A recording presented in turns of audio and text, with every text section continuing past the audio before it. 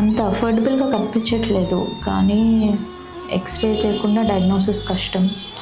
సరేలే, ఫస్ట్ అయితే ఎక్స్రే చేయించుకొని రాని, తర్వాత ఏదైనా ట్రీట్మెంట్లో ఉంటే కొంచెం తగ్గించి చేద్దాం. డాక్టర్ ఏమో టెస్ట్ల మీద టెస్ట్లు రాస్తున్నట్టున్నారు. బాగా డాక్టర్లు ఎప్పుడు ఇంతే, ఏదో కన్సల్టేషన్ కోసం అని వస్తే అన్ని టెస్టులు రాసి పెట్టిస్తారు. A few moments later.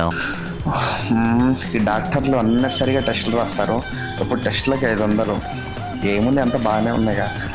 4 రోజులు ట్యాబ్లెట్లు తీసుకుంటే తగ్గిపోతుంది. ఏం చేద్దాం, బిర్యానీ తిన్నాం. ఆఫ్ ఉంది కదా, 500కి ఫ్యామిలీ ప్యాక్ వస్తుంది. తినేద్దాం, ఫ్యామిలీ అంతా ఎంజాయ్ చేసేద్దాం. 6 months later. భయ్యా, ఒకసారి డాక్టర్ గారిని కలవాలి. అపాయింట్మెంట్ ఏమన్నా ఇస్తారా? మేడం. Yes, come. ఓ మీరేనా? సో లాస్ట్ టైం ఎక్స్రే రాశాను కదా, చేయించుకున్నారా? సో ఎలా ఉంది మీకు ఇప్పుడు? మేడం, డాక్టర్లు అన్నెసరిగా అన్ని టెస్టులు రాస్తారనుకొని చేయించుకోలేదు మేడం. అది కాక ట్యాబ్లెట్లు వేసుకున్నప్పుడు మంచి టెంపరీ రిలీఫ్ అనిపించింది, కానీ ఇప్పుడు మళ్ళీ పెయిన్ వస్తుంది మేడం. సో మీకు బేసిక్ ఎక్స్రే చెప్పి కూడా ఆల్మోస్ట్ 3 months అయిపోయింది, అండ్ అది పెద్ద కాస్ట్లీ కూడా కాదు. ఎందుకు ఇన్ని రోజులు చేయించుకోలేదు? ఎప్పుడైనా మా డాక్టర్స్ ఒక ఇన్వెస్టిగేషన్ అడిగినప్పుడు దానికి ఒక రీజన్ ఉంటుంది ఖచ్చితంగా, అండ్ ఊరికి అన్ని ఇన్వెస్టిగేషన్స్ అలా రాయము.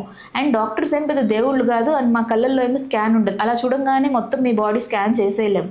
బేసిక్ ఎగ్జామినేషన్లో కొన్ని ఫైండింగ్స్ తెలుస్తాయి, మిగతావన్నా కొన్ని బ్లడ్ టెస్ట్, ఎక్స్రేస్ ఎవరికైనా అవసరం ఉంటుంది, అది ఏ స్పెషాలిటీ అయినా సరే. So please don't have this wrong notion on doctors. ప్రతిసారి అందరూ ఊరికే ఏం రాయరు. బయటికి వెళ్ళి 500 ఖర్చు పెట్టుకొని బిర్యానీ తినడానికి డబ్బులు ఉంటాయి, కానీ ఒక ఎక్స్రే చేయించుకోవడానికి లేవు అంటే ఎలా చెప్పండి?